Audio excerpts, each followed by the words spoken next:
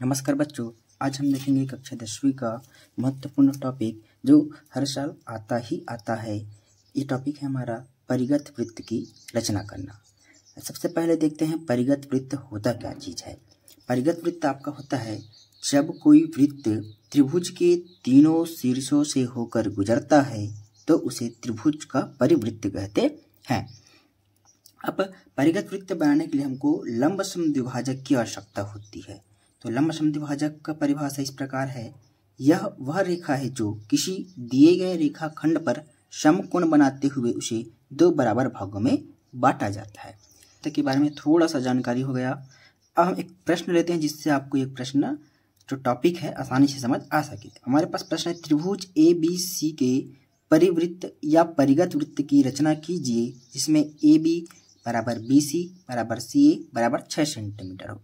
अभी हमको यहाँ पास त्रिभुज की भुजाओं का माप दिया हुआ है। सबसे पहला काम हमारा रहेगा त्रिभुज का निर्माण करना। तो आइए देखते हैं त्रिभुज का निर्माण कैसे करते हैं। अब हम प्रश्न को देखते हैं, त्रिभुज ABC के परिवृत्त की रचना कीजिए जिसमें AB बराबर BC बराबर CA 6 सेंटीमीटर हो। तो सबसे पहला काम हमको त्रिभुज का निर्माण करना सीखना है। तो सबसे पहले कोई भी एक माप का हम एक भुजा बना लेते हैं। सबसे पहले मैं ले लिया BC ले लेता हूँ। 6 सेंटीमीटर माप का एक भुजा यहाँ पास, एक बिंदु यहाँ पास, एक बिंदु यहाँ पास ले लिया। ये आ गया 6 सेंटीमीटर। अभी हम त्रिभुज का निर्माण करना देख रहे हैं। मैंने इसको नामकरण कर दिया BC। BC का निर्माण कर लिए। इसी प्रकार 6 सेंटीमीटर माप का और हम यहाँ पास माप लेते हैं प्रकार की सहायता से। और ये हो गया हमारे पास 6 सेंटीमीटर माप का। अब हम बिंदु B से या बिंदु C दोनों जगह से हम प्रकार की जो शीर्ष वाले हिस्से को ऊपर की ओर रखकर चाप काटेंगे। इधर काट दिए, इधर C पे रख। अभी छोटा हो गया तो इसको हम आगे बढ़ा सकते हैं, फिर से चाप रख कर काट सकते हैं। अब जो कटान बिंदु यहाँ पास कटा हुआ मिल रहा है उसको नाम दे देते हैं बिंदु A। तो ये वाला जो हिस्सा दिख रहा है आप लोगों को, इसका नाम दे दिए बिंदु A। अब इसको स्केल की सहायता से हम क्या कर लेते हैं, मिला लेते हैं। इस वाले बिंदु को स्केल की सहायता से हम इसको मिला लेते हैं। फिर हमारा AB आ जाएगा। यहाँ से A बराबर 6 सेंटीमीटर आ गया। देख लो ना, आपके यहाँ पास आ गया। इसी प्रकार से A को C से मिला लेते हैं। ये भी देख लो 6 सेंटीमीटर माप का ही आ रहा है फिक्स। इस प्रकार से हमारा त्रिभुज का निर्माण होता है। तो सबसे पहला जो चरण रचना के पद लिखना है उसमें सर्वप्रथम त्रिभुज ABC की रचना किया गया जिसमें AB बराबर BC बराबर CA बराबर 6 सेंटीमीटर, सब 6 सेंटीमीटर का हो गया। अब अगला स्टेप रहेगा हमारा लंब समद्विभाजक खींचना। लंब समद्विभाजक में क्या करना है उसको देखते हैं। लंब समद्विभाजक खींचने के लिए हम BC के बिंदु B पर प्रकार के नुकीले हिस्से को रखते हैं और त्रिभुज के आधे हिस्से पर।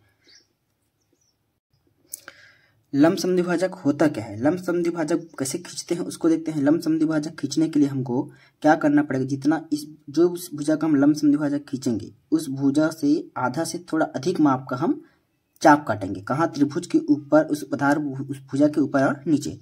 जैसे मैं यहाँ पास इसको बिंदु B पर रख दिया, इस हिस्सा को एक त्रिभुज के एक तरफ का चाप काट लिया, एक नीचे की तरफ चाप काट लिया। बिंदु B से किया। यही काम मेरे को बिंदु C से करना है। सेम काम, चाप काटना है ऊपर और नीचे। इधर थोड़ा सा छोटा हो गया तो हमको इधर को बढ़ाना पड़ेगा। इसका मैं बिंदु B पर पुनः रख देता हूँ, आगे बढ़ा दिया, ये हो गया। अब जो बिंदु कटान बिंदु दिख रहे हैं दोनों में, जैसे यहाँ पास CA वाला हिस्सा दिख रहा है, यहाँ पास CA वाला हिस्सा दिख रहा है, इसको हम क्या करेंगे, स्केल की सहायता से मिला देते हैं। इसको थोड़ा सा बड़ा रखेंगे ताकि हम कोई प्रॉब्लम ना करे। ये हमने खींच लिया BC का लंब समद्विभाजक।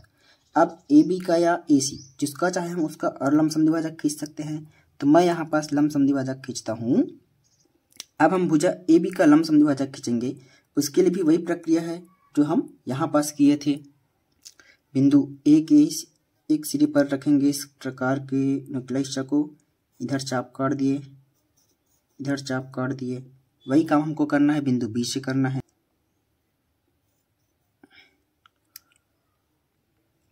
अब हमको AB का लंब समद्विभाजक खींचना है जिसमें हमने बिंदु A पर रख कर इस प्रकार पुनः प्रकार के नुकीले हिस्सा को रखेंगे और चाप काटेंगे, इधर कटा इधर कटा।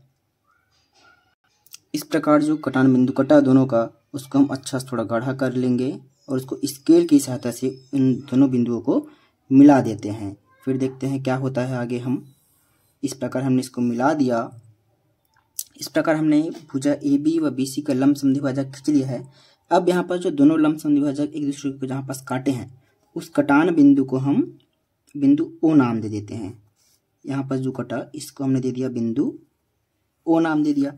इस प्रकार से हमारा रचना के पद का जो दूसरा बिंदु भुजाओं AB व BC के लंब समद्विभाजक खींचे जो एक दूसरे को बिंदु O पर प्रतिच्छेद करती है। अब अगला काम होगा, बिंदु O को हम क्या करेंगे, इस A से मिला देंगे। इस प्रकार हम बिंदु O को A से मिला दिए। अब अगला स्टेप होगा हमारा, बिंदु O को हम क्या करेंगे, केंद्र मानकर एवं OA के भुजा के बराबर त्रिज्या लेकर एक वृत्त बनाएंगे जो शीर्ष A, B व C को स्पर्श होकर जाता है। अब अगला स्टेप होगा हमारा, बिंदु O पर प्रकार के नुकीले हिस्सों को रखेंगे और एक शीर्ष वाले हिस्से को बिंदु A के शीर्ष पर रखेंगे और इस प्रकार से हम क्या करेंगे, इसको इसी माप का त्रिज्या लेकर इसको।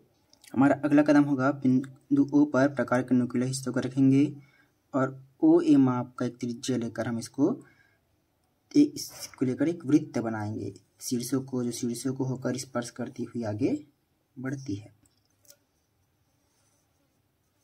ये देखिए बन गया आपका परिगत वृत्त। ये जो प्राप्त वृत्त है परिगत वृत्त है, क्योंकि ये त्रिभुज की तीनों भुजाओं को स्पर्श करते हुए आगे बढ़ रही है। इस प्रकार अभिष्ट वृत्त क्या हो गया, हमको प्राप्त हो गया। अब हम चाहे तो त्रिज्या OA को माप सकते हैं, कितने सेंटीमीटर का आता है बता सकते हैं। यहाँ पास ये आ रहा है हमारा 3.5 सेंटीमीटर। अब यहाँ पास हम लिख सकते हैं त्रिज्या OA बराबर 3.5 सेंटीमीटर। इस प्रकार हमें अभिष्ट परिवृत्त प्राप्त होता है। यह प्रश्न बेहद ही महत्वपूर्ण प्रश्न है बच्चों। अंतःवृत्त परिवृत्त दो इस प्रकार का क्वेश्चन इसमें से आता है। आप पिछले के विगत वर्षों के प्रश्नों को देखते हो तो आप एक ना एक क्वेश्चन अवश्य मिलेगा। अभी कुछ विगत वर्षों से परिवृत्त ज़्यादा आ रहा है। पहले तो फिलहाल मैं परिवृत्त बता दिया हूँ। अगले क्लास में हम अंतःवृत्त के बारे में पढ़ेंगे।